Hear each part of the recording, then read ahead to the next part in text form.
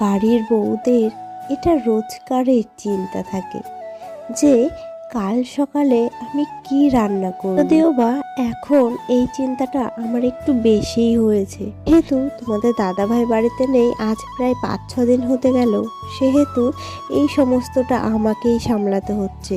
এই সমস্ত বলে নয়, সব কিছু A to Z আমাকেই সামলাতে হচ্ছে। এদিকে ভাত তো বসিয়ে দিয়েছি, আর চিন্তা হচ্ছে কি রান্না করব।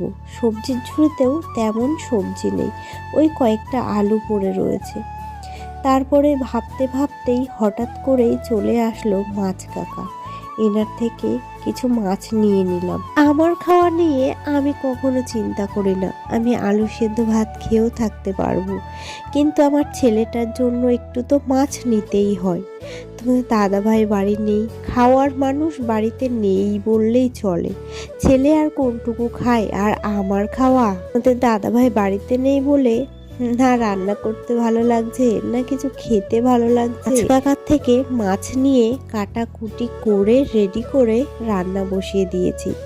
একদিকে মাছ ভাজা চলছে, আর একদিকে মশলা করছি। রীতিমতো তাড়াহুড়ো করেই রান্নাটা সারছি। ছেলেকে যে আবার স্কুলে নিয়ে যেতে হবে,